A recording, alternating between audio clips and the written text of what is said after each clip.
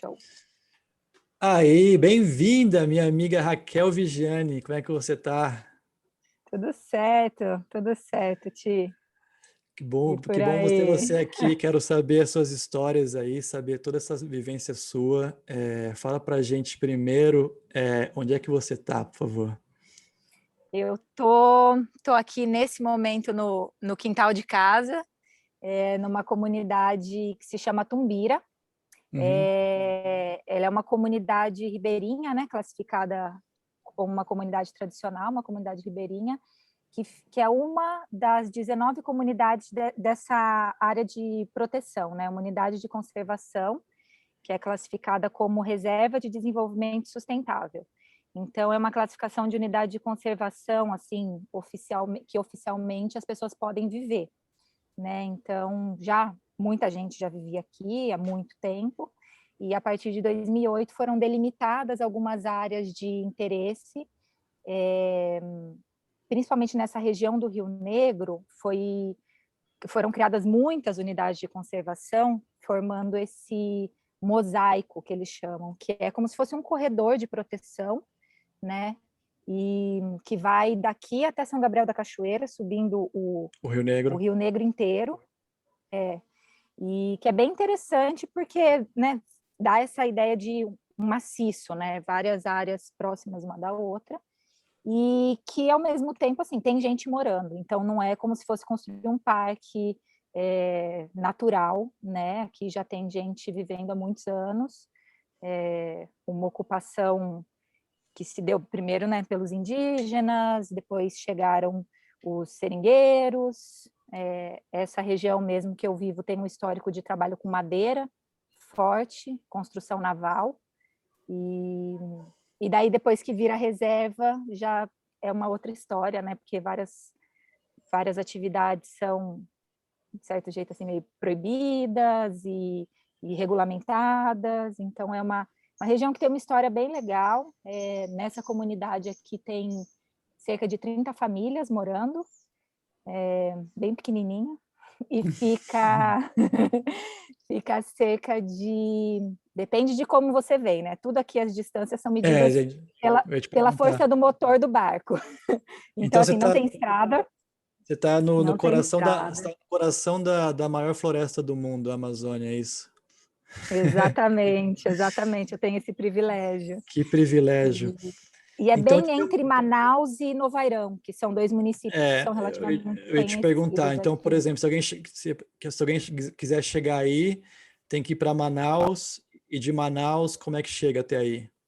Exato. E daí depende do nível de aventura que você quer, né? Tem o transporte normal que as pessoas daqui usam, é um barco recreio, que eles chamam, que é Uhum. um barco de madeira grande, que você vai com a sua rede.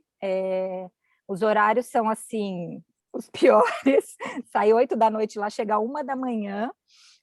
Só que chega, Caramba. assim, na entrada do Igarapé, daí alguém tem que te buscar na entrada do Igarapé. Eu vou fazer essa viagem terça-feira. Assim, eu evito porque você fica leso no outro dia, assim, você viaja no meio da noite, é uma loucura. Mas também é uma viagem super agradável, que você encontra as pessoas e a rede ela vai balançando assim, você dorme com certeza, vai um ventinho é bem gostoso. E só tem 2 vezes por semana. E daí tem um outro que é 1 vez por semana, que é uma lancha rápida, Aham, que que vai vem na mais sexta-feira. uma voadeira, né? Só que grandona, a gente chama de expresso. Expresso. Que cabe umas 30, 40 pessoas Ah, é sentadas grande, e grande. dura 2 horas e meia, 3 horas, assim. Que Depende do legal. banzeiro. O Do banzeiro é um banzeiro. conceito importante, Que legal essa vida sem estrada, né? As estradas são os rios, né?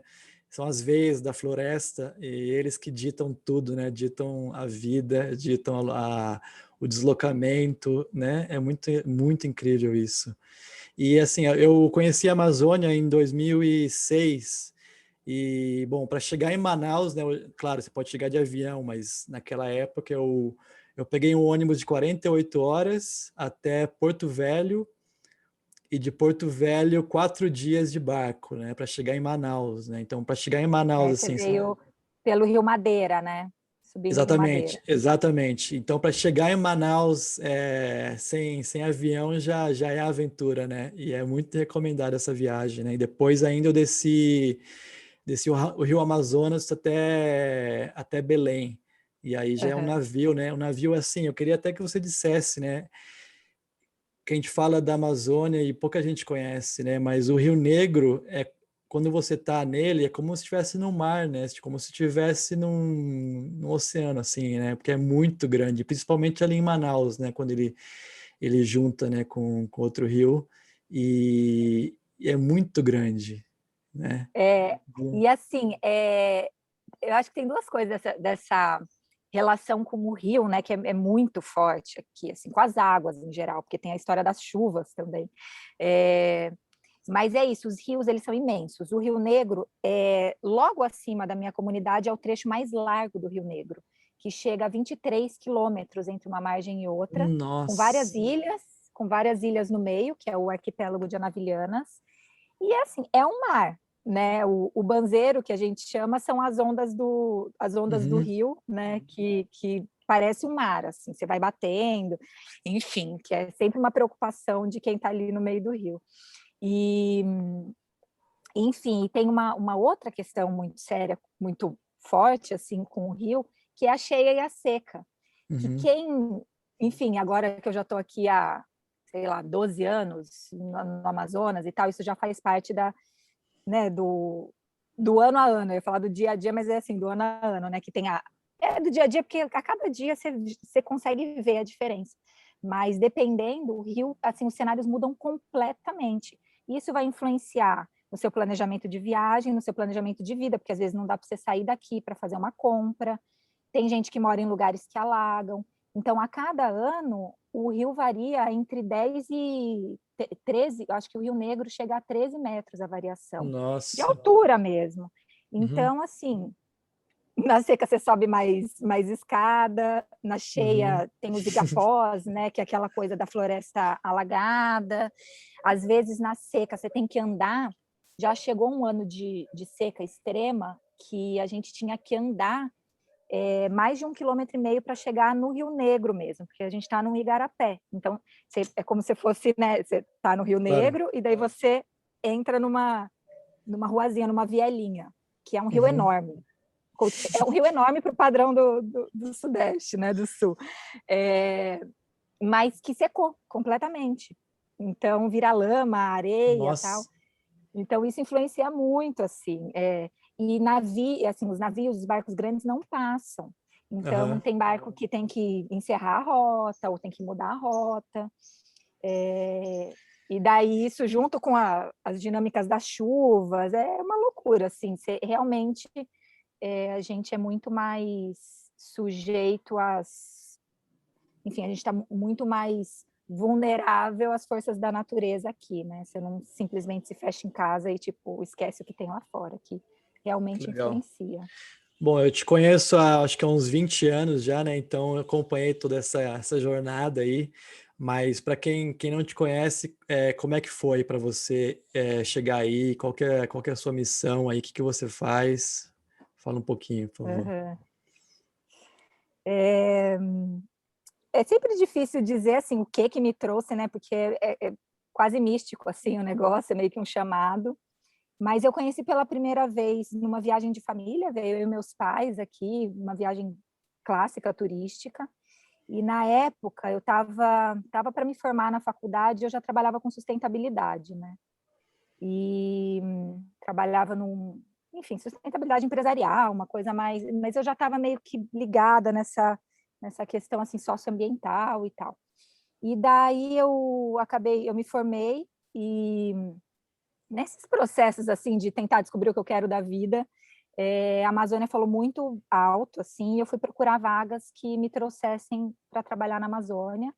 E, se clica ali com o astral ali, o negócio acontece, né? Daí, 3 dias eu estava contratada por uma ONG que tinha acabado de ser criada, chama Fundação, chamava Fundação Amazonas Sustentável na época, agora é Fundação Amazônia Sustentável. E eu entrei nos primeiros meses dessa criação dessa ONG, que hoje em dia é a maior ONG do norte do país, assim, é imensa. E eu comecei a trabalhar num escritório em São Paulo, a minha faculdade foi em São Paulo, né, e eu estudei, assim, aquela coisa, né, estudei administração, um mundo completamente diferente, né, muito mais voltado, assim, business, né, e daí eu fui trabalhar num escritório, e quando eu vi, eu estava escrevendo um documento do que as comunidades ribeirinhas queriam dentro de um projeto de captação internacional, que envolvia crédito de carbono, não sei o quê, mas eu estava escrevendo que as comunidades queriam, sim, nunca ter pisado na comunidade, que é uma questão que acontece, assim, no mundo o tempo todo, né, os que salvam o mundo do escritório. E apesar de, tipo, eu ter bastante informação, porque o pessoal fazia consulta pública e tal, eu não me sentia nada confortável com isso.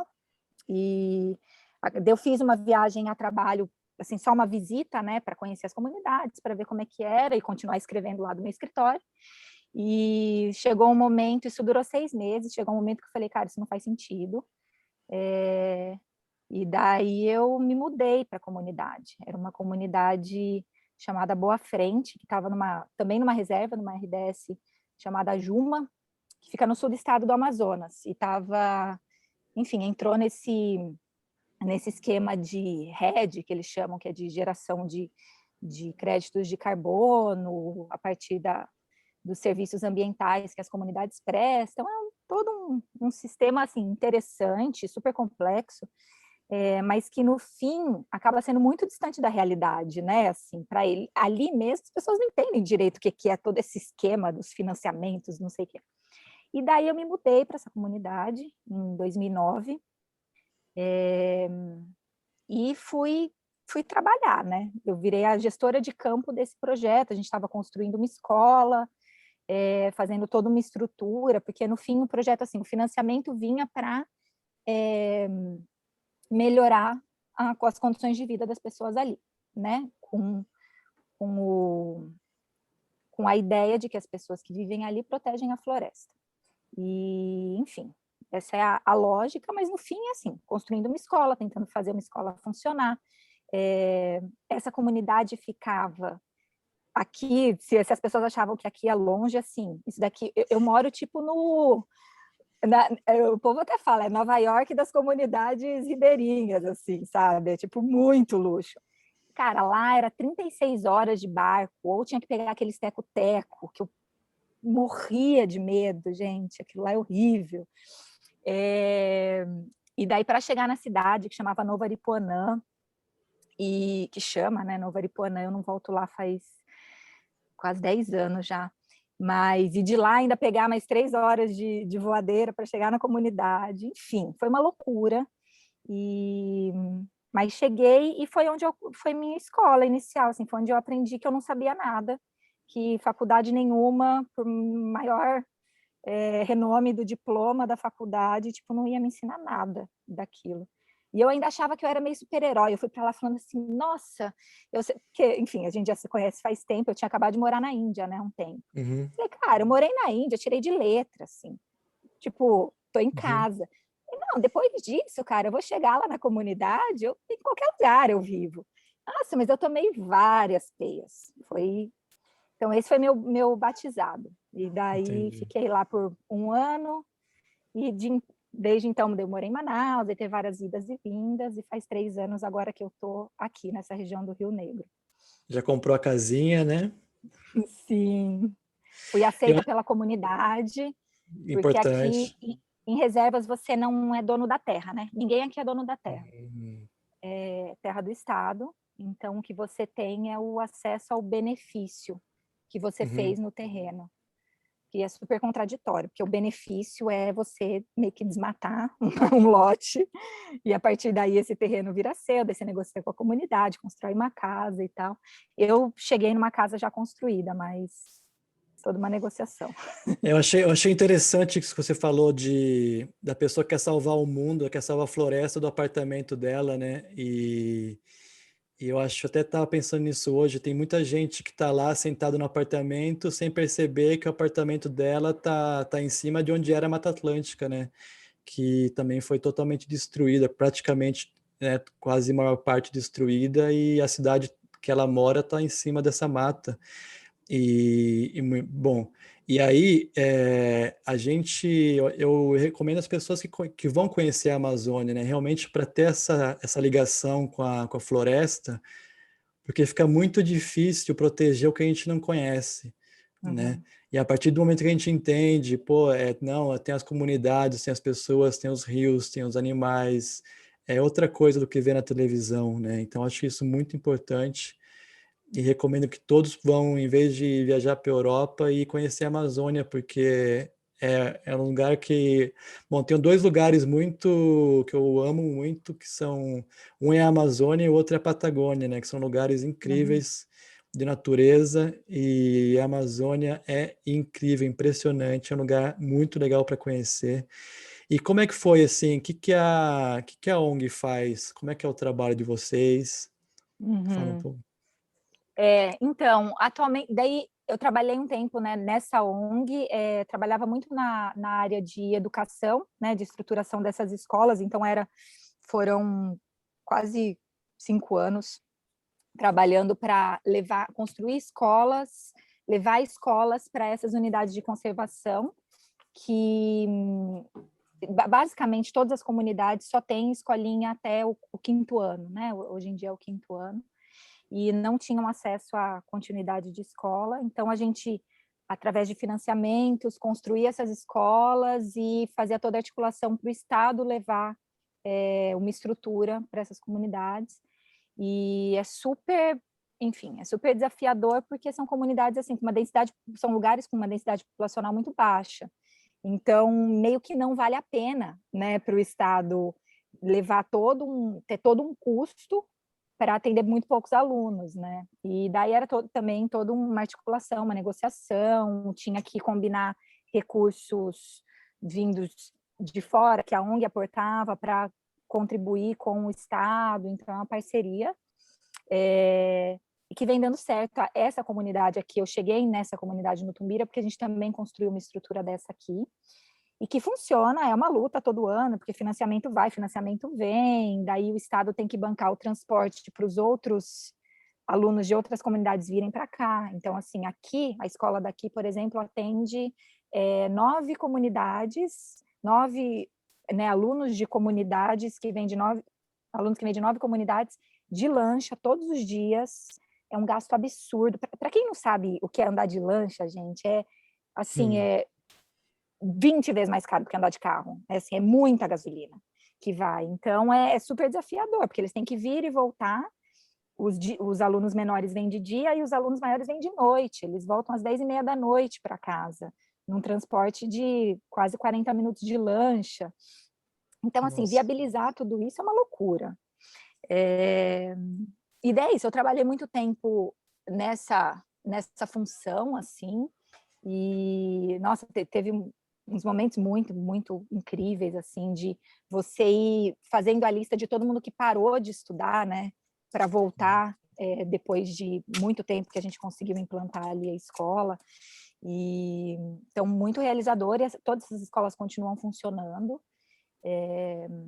Acho que tem 8 dessas implantadas, e o sistema o Estado do Amazonas também implantou um sistema, depois disso, aí, um sistema muito interessante, muito reconhecido mundialmente, que se chama Centro de Mídias, que as pessoas dão aula em Manaus, e os alunos assistem por internet de suas casas. Hoje em dia parece meio óbvio, mas isso enfim, foi meio revolucionário, assim, na época, e isso também viabilizou a gente conseguir levar escolas para vários lugares.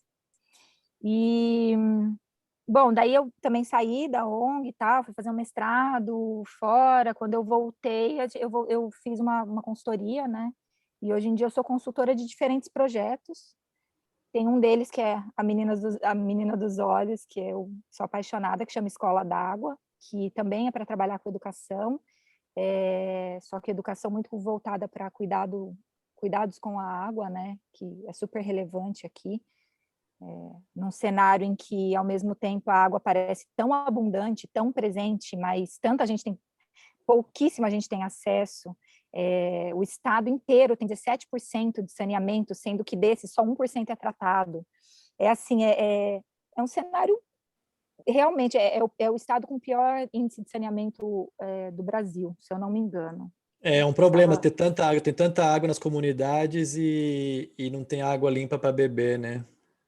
E as pessoas bebem água do rio, né? Só É um que, ao mesmo paradoxo. tempo, nesse cenário, nesse lugar que eu trabalho, o Escola d'Água, a gente acabou levando ele para uma reserva chamada Piagaçu-Purus, no Rio Purus, que é um lugar maravilhoso, eu sou apaixonada, mas lá é uma realidade muito louca, que se chama Comunidade de Várzea.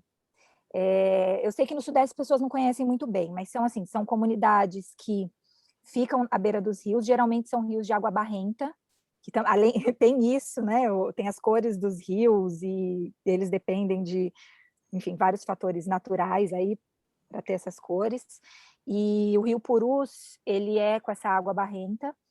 E na seca, o rio fica super longe das casas, e na cheia, o rio fica dentro das casas, praticamente. Esse ano, que está tendo uma cheia extrema, a água já invadiu as casas, e se você não tem uma casa flutuante, que é o cenário de algumas pessoas, geralmente são pessoas privilegiadas na comunidade que têm as casas flutuantes, que ela desce com o rio e sobe com o rio, a água entra na sua casa. E assim, nossa, eu já me perguntei muito, tipo, por que que as pessoas moram nessa realidade, porque é muito dura, assim, é muito difícil. E nesses lugares, nas casas flutuantes e né, onde entra água, não tem como ter saneamento. É até um abacaxi que a gente está tentando descascar agora, de construir um banheiro na várzea. É uma solução que pouquíssima gente já implantou, porque basicamente assim, é um buraco na casa, né, nos flutuantes, é um buraco na casa que as pessoas fazem xixi e cocô, e do lado é a cozinha que eles lavam louça. E Então, assim, contamina. ao mesmo tempo que já virou uma coisa tão natural, tem os peixes, né? Daí tem todas o cenário amazônico, tem os peixes que comem o cocô, é uma loucura. Nossa.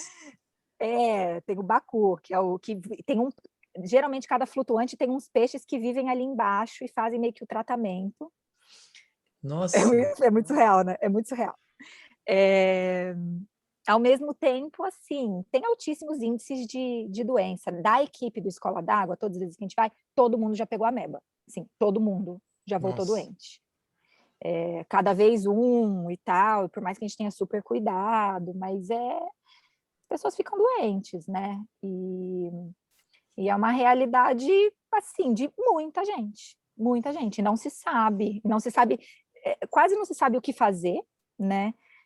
A gente está aí quebrando cabeça, fazendo parcerias para tentar fazer um modelo de saneamento para esses lugares, mas que é caríssimo, enfim, é super difícil por causa dessa variação da água também. Então é isso que a gente faz por aqui, quebra-cabeça. Legal, legal. Estão salvando o mundo um pouquinho, um dia de cada vez. E Bem aí, aos poucos. você trocou o bairro de Pinheiros, né, por essa casa, o bairro de Pinheiros em São Paulo. E quais foram os seus desafios assim maiores que você encontrou nessa transição? E também queria que você falasse da comida, assim, que é de diferente, como é que é a comida, tanta coisa diferente para comer, né?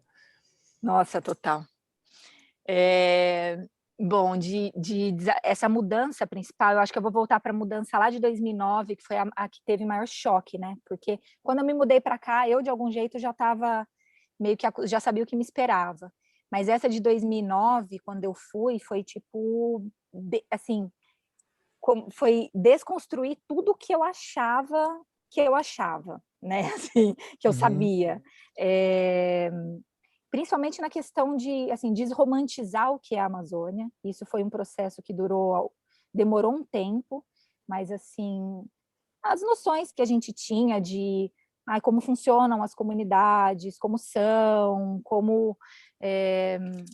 enfim, tirar aquele véu do que a gente acha que sabe, que a gente, né, que sempre projeta, né, cria uma ideia de como são as coisas, e cair na real, saber que tem desafios no dia a dia, saber que tem é um microcosmos do mundo, né? Então, assim, tem problemas sociais seríssimos, tem, enfim, tem tantas questões, aí tem tudo que a gente ouve, assim, né, noticiário sobre, garimpo invadindo a Amazônia, não sei o quê, às vezes lá você vive de um jeito muito próximo, então teve várias questõezinhas, assim, que eu tive que aprender a ser um pouquinho mais safa. Eu cheguei muito inocente na Amazônia, assim, muito, muito, Uhum. tipo menininha passeando, assim, e isso foi um primeiro baque, tanto que depois eu tive que dar um tempo, ir embora, respirar, sabe, para daí voltar.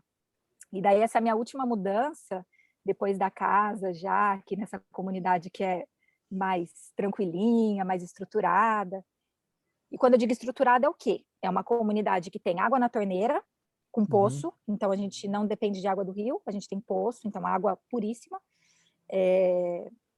deliciosa, transparente, na torneira. Isso já é um mega privilégio na Amazônia. E energia elétrica. Então faz 9 anos que chegou luz para todos, então, apesar de que cai 3 vezes por semana, tem energia elétrica.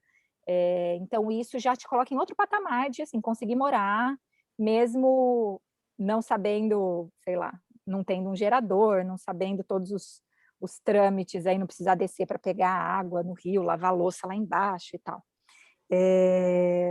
Então, isso já permitiu a gente chegar e tá mais tranquilo. A gente veio muito aos poucos, assim, né? Daí, enfim, nesse meio tempo conheci o Bruno, meu companheiro, ele topou, ele estava querendo viajar. Eu falei, vamos começar pela Amazônia, né? A gente tinha um plano de viajar o mundo. Vamos começar lá, né? Eu tenho a casinha, eu já fazia vários projetos super legais aqui, eu já estava com escola d'água, eu estava vindo tipo 6 vezes por ano para cá, né? Então fazia sentido ter a casa. E daí a gente chegou e, cara, foi mais embora. Não foi mais embora. Por muitos motivos. Mas foi E fazendo, foi agora, fazendo sentido, assim, agora sabe? não vai Estar mesmo, aqui. né? Com um herdeiro chegando, é a hora que vocês não vão mesmo, né? Tá chegando, tá chegando. Daqui um mês chega a Yasmin para Manauara. ocupar. Então, daí é isso. Depois disso tudo, eu vou ter uma amazonense. A gente estava brincando ontem que a gente vai ter uma manauara, gente. É incrível. Eu não tive esse privilégio, mas ela vai nascer aqui, vai crescer aqui. Você já está com 9 meses, E né? Você está me contando. Que legal. sim, Que abençoado. sim. E vai comer muito bem. Você perguntou das comidas ali, Ti, cara, é cada dia uma experiência. Agora eu estou imersa na produção do que fazer com cupuaçu, né? Eu acho que desde o começo eu já estava meio assim, mas agora a gente está junto com E uma vizinha, uma outra visitante que veio aqui, a gente está começando experiências de extrair óleo de semente de que delícia. cupuaçu, fazer chocolate com a semente de cupuaçu. Então sempre tem umas experiências, umas coisas assim para a gente ficar pirando aqui. É tudo aí a bunda, né? Mas abunda na época. É que a gente está muito Claro. mal acostumado, assim, em Pinheiros, de ir no mercado e ter, sei lá, pitaia o ano inteiro. Sabe, depois que eu mudei esse olhar, tipo, qual a época da pitaia? Qual a época do caqui? Sei lá, a gente geralmente não tem isso, porque tem sempre, né? E aqui, assim, cupuaçu. Cara, se vira, inventa o que fazer com cupuaçu, porque vai dar muito, você vai enjoar de cupuaçu e uma hora vai acabar. Daí caju, né? E daí a gente vai tendo que inventar o que fazer com as coisas da época, e cada vez aparece uma coisa. Agora está encerrando a temporada do açaí, e é Hum. maravilhoso. Assim, daí aparece assim, aparece um vendedor um dia, outro vendedor no outro, quando a gente vê, a gente está assim a gente tem um É, freezer aqui, né, por causa dessas coisas, cheio de açaí. e é bom deixar claro que açaí não é o açaí de Pinheiros também, né? É outro nível de açaí, o açaí puro, né? Que é praticamente um vinho, né? Diz Sim, aí. É um é líquido, um líquido claro, que, maravilhoso. que eles comem aí com peixe, comem com farinha, né? Então não é Não, aquele outro açaí. dia eu vi um meme muito engraçado, assim, de um paraense falando: vocês, paulistas, sei lá, vocês do sul, cada vez que você coloca granola no açaí, um paraense morre. O que é isso, né? A gente aqui ainda bate com banana, a gente é pecador, mas Claro, é uma delícia, é uma delícia. muito bom. E assim, na questão da sustentabilidade, né, desses 12 anos aí, porque está isso é muito legal, esse conceito de reserva sustentável, né? Eu acho que essa é a solução para a Amazônia. é isso que eu vejo, né? É esses frutos, né? A floresta vale muito mais de pé, é saber lidar com isso, é saber fazer a extração também de uma forma consciente, né? É claro que muita coisa vem da necessidade das comunidades ribeirinhas de fazer dinheiro também. Tem muita gente se aproveitando, mas eles precisam também sobreviver, né? Então encontrar saídas, né, para eles sobreviverem. Mas quais são assim em gerais, em notas gerais, os principais dificuldades para a sustentabilidade que você vê hoje em dia na Amazônia? Sim. Eu vou falar muito assim, contextualizado aqui. Eu gosto de ilustrar as coisas meio com base no que eu vivo aqui no dia a dia, né? Os trabalhos são muito em fortalecer cadeias produtivas, cadeias econômicas, que fazem mais sentido, que geram valor, que geram retorno econômico para as comunidades e que, ao mesmo tempo, não sejam enfim, não degradem a natureza, né? Aqui é muito claro o que aconteceu, assim, as pessoas derrubavam uma árvore chamada Itaúba, porque porque era um Itaúbal, era um lugar com muita Itaúba, para construir barcos, porque é a melhor madeira para construir barco. E depois que virou reserva, ficou proibido. Enfim, as pessoas podem continuar usando madeira para construir suas próprias canoas, suas casas, enfim, né, o uso normal, mas não pode mais vender madeira, construir grandes barcos para vender. Isso, imagina, isso para as pessoas que antes só trabalhavam com isso, além da pesca. E daí, quando virou reserva, teve dois grandes esforços. Um é de entender, então, quais são os potenciais e regularizar as que já eram, né, do sangue ali do pessoal, que eles já sabiam fazer, mas fazer isso de um jeito mais sustentável. Então, foram implantadas áreas de manejo de madeira, então você pode continuar explorando madeira, mas de um jeito mais inteligente, que você não degrada uma área muito grande. Tem milhões de empecilhos, eu nem vou entrar nisso, mas assim, é super difícil. Já deu certo, já deu errado e continuam ali se debatendo. Tem a questão da pesca, que antes era indiscriminada e agora tem que seguir as regras do defeso. Agora está na época da pesca do jaraqui, que é uma pesca de lanço, que eles pescam até 15 mil peixes de uma vez, mas pelo menos é só durante essa época que não enfim, eles não estão ovados, né? Não é de reprodução. E tem a cadeia do turismo. Então, aqui onde eu moro, inclusive o Bruno, meu companheiro, trabalha com isso. A gente tem umas pousadas comunitárias, tem pessoal que trabalha com artesanato, incrível, assim, todo desenvolvido de coisas da natureza. E tem se mostrado o maior potencial, realmente, da região, porque é um lugar muito lindo, tem uma beleza cênica, assim, é um rio que você pode nadar, não tem risco de piranha, na época da seca faz praias de areia branca, e o pessoal sabe contar história, sabe receber, sabe fazer uma comida maravilhosa. Então, e realmente, assim, funciona, né? A grande dificuldade era em se conectar com o mercado, né? Porque as pessoas daqui nunca foram turistas e conhecem e tem uma rede, então a gente entrou um pouquinho fazendo essa ponte, né? Uhum. Divulgando, fazendo comunicação e trazendo e fazendo esse encontro, né? Promovendo esse encontro. E cara, é um dos, sei lá, eu acredito como um dos grandes negócios para a Amazônia mesmo, o turismo, assim, se for bem feito, né? Se não for aquelas coisas horrorosas que às vezes a gente vê de turismo de massa, de você ficar vendo, passando mão em boto, né? Mas, nossa, não, nem me fala. Mas tem um potencial incrível, porque o que eu vejo é que é uma situação, assim, que gera valor para todo mundo, assim, todo mundo sai bem, sabe? A comunidade sai muito fortalecida por poder contar suas histórias, ter alguém que ouve e acha aquilo incrível, né? Uhum. Assim, a gente vê um fortalecimento tanto da autoestima quanto do que eles veem na floresta, né?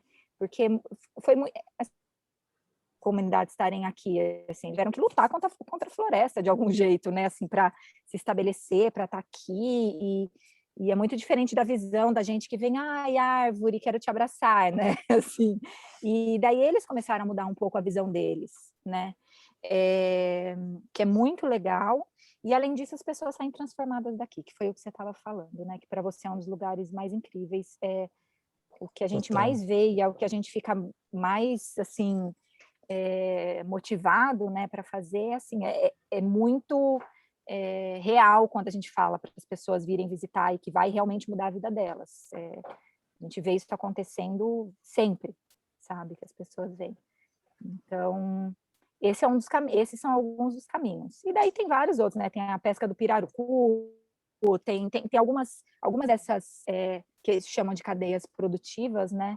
Que tem esse potencial de fazer menos mal, né? Para a floresta e continuar, e as pessoas terem uma vida digna, terem acesso a recursos, enfim. É uma riqueza que é difícil até de explicar, que é impossível de explicar a riqueza da floresta, né? Viajar num barco por dias, dormindo na rede, né? Comendo as comidas. Eu lembro até um dia que uma coisa que me marcou muito foi que naquela época eu não comia carne e eu estava ainda no Rio Madeira. E aí eu perguntei, né, pro cara que me deu a comida se podia trocar a carne por mais salada. Aí ele falou, não posso, porque a carne para mim é mais barato que a salada, porque a salada vem de São Paulo. E aqui tem carne, né? Então eu estava em Rondônia ainda, então isso mostra que, né, como a pecuária tá forte desde aquela, bom, 15 anos atrás, né? E Uhum, como é importante essa luta para deixar a floresta em pé, né? uhum, Colher os frutos e principalmente, né, no meu ponto de vista, a fortalecer as comunidades, né, fortalecer as pessoas, nunca esquecer que são pessoas, né, que estão na Amazônia morando aí desde sempre, como você falou, que precisam desse cuidado, né, e precisam de suas fontes de renda. E aí o turismo aparece como uma solução ótima, né, porque o mundo inteiro está de olho na Amazônia, para não só para explorar, né, mas também para conhecer como turistas, né, e tantos remédios a serem descobertos ainda, tantos animais, né, então é um apelo assim, né, para as pessoas, né, de realmente não só, né, falarem vamos proteger, mas lá conhecer, quando for conhecer também escolher essas empresas que te levam nas comunidades, numa experiência mais real, né, que não é massificado, né, tão fácil, porque também isso mostra a grandeza do Brasil, né, fica tão longe, né, a Amazônia do resto do país, como fica tão isolado, né, e como uhum. tanta gente não vai conhecer e pode conhecer para saber realmente do que a gente está falando, né, a importância de tudo isso, de ver uma castanheira, né? Uma castanheira, quando você vê uma castanheira assim, você nunca mais esquece na vida, né? O Quando tamanho você vê como é a castanha e o trabalho que dá tirar aquela castanha é dali de dentro daquele ouriço, começa a exatamente. valorizar muito a que você compra no mercado. Claro, e isso começa a fazer parte da gente, assim, a gente começa a fazer parte da floresta também. E é bem legal que você está bem aí, tem uma participação especial aí. É o Paçoca, o amigão, calma aí. Deve estar. Eles estão ali. Quando passa os inimigos dele na frente de casa, eles latem, mas passou. Não, muito legal. E é isso, então. E agora, bom, você está se preparando para uma nova fase da sua vida, né? Em termos Sim. pessoais, você pretende ficar aí também durante o crescimento da sua filha? A ideia é essa, pelo menos essa primeira infância, né? Eu acredito que não tem nada mais rico para uma criança, não tem nada que uma criança precise mais do que ter essa riqueza natural, né? Assim, para se desenvolver. Nossa, as crianças daqui são muito safas, cara. Elas sobem em tudo, assim, elas têm uma inteligência assim motora e lúdica assim incrível, né? E acho que é isso que a gente quer, assim, não poderia estar num lugar melhor. Eu acho Eu que, na lembro, verdade, só deu vontade porque eu estou aqui, porque se eu estivesse naquele apartamento em Pinheiros, eu não ia encarar, não, essa aventura toda. claro, bem melhor aí do que em Pinheiros, sinceramente. Total. Eu lembro que eu estava tem um navio que desce de Manaus para Belém, chama Amazon Star. E foi esse navio que eu peguei. Como eu falo navio, é navio mesmo, é gigante. Acho que umas Uhum, 500 pessoas dentro. E aí, durante a viagem, tinha gente que colocava tipo um gancho no navio e subia para vender coisas. Eles vendiam, né, todo tipo de coisa, peixe, vendia uhum. comida. É incrível. E aí, dois menininhos subiram para vender alguma coisa que eu não lembro. E aí já estava de noite, e ele estava de noite passando pela floresta, assim, e só é escuro, totalmente escuro. E dois meninos, deviam ter uns 7, 8 anos. Aí, de repente, eles olharam assim para fora e falaram assim, é aqui. Aí saíram, pegaram a lancha e saíram, né? Então, assim, eles tinham total noção de onde que eles estavam, onde que eles tinham que descer. E para mim, assim, era uma escuridão sem fim, que eu não desceria de jeito nenhum. E eles, com 7, 8 anos, já sabiam se Os virar. parâmetros são outros, né? A gente está acostumado a ter esquina e vira na esquina e não sei o quê. E aqui, assim, quando você vê aquela árvore quilhada e não sei o quê, daí você pega a direita. Gente, o tanto que a gente já se perdeu aqui, assim, Imagino. é cada vez uma lição, assim, sabe? Mas é isso, é um outro tipo de inteligência, E né? não é que você Uma liga sabedoria, mano. não é que você liga o Google Maps e se encontra, né? Cara, mas eu vou te falar que a gente tem o Wikiloc, sabe? Aquele aplicativo. E a gente já gravou, é um aplicativo que você grava trilhas. E a gente gravou a ida para uma prainha lá dentro, que é a Praia Alta, que é um lugar incrível que a gente vai. Daí eu gravei em maio, sei lá. Daí você tenta voltar daí a 4 meses, você se perde, porque o rio mudou e os caminhos mudaram completamente. Então, assim, nem isso Nossa. funciona, assim, então esquece. Então, só funciona Claro, quando for em maio, quando o rio estiver naquele nível. Então, nem isso incrível, funciona aqui, desencana. incrível. Vai com alguém que conhece. Isso é fantástico, né? É fantástico, quebra os parâmetros de tudo que existe, que a gente acha que existe. Como que você falou, né? Você aprende tudo de novo, né? Aprende tudo que você achou que aprendeu, aprende de novo, porque aí é outra história, é outro universo, é outro ritmo, é tudo diferente. Muito legal. Exato, exato. E para quem quiser conhecer a ONG, como é que encontra o trabalho da ONG? Então, a ONG chama Fundação Amazônia Sustentável. Tem um, eu não sei o site certinho, fazamazônia.org, eu acho. Uhum, Daí tem a minha consultoria também, que chama Maria Paula, que a gente conta um pouquinho do que a gente faz, projeto Escola d'Água. Mas o que eu mais quero indicar, na verdade, é como as pessoas chegam aqui, que é uhum. a empresa, né, de turismo de base comunitária, que a gente ajuda as pessoas a terem um encontro com a floresta e com as pessoas daqui de um jeito bem autêntico, assim, que se chama Poranduba.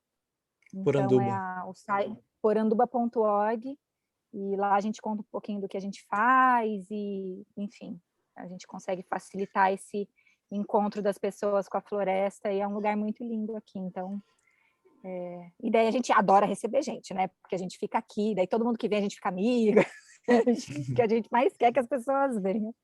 É porque é legal, né? Legal chegar aí com alguém que conhece, que faz essa ponte, como você falou, né? Não chegar também totalmente perdido, né? Porque é Uhum. difícil, né? É uma aventura mesmo. Então, para quem quiser um pouco mais de, né, orientação, é sempre bom, né, ter os guias, né? E a referência seria Novo Airão, né?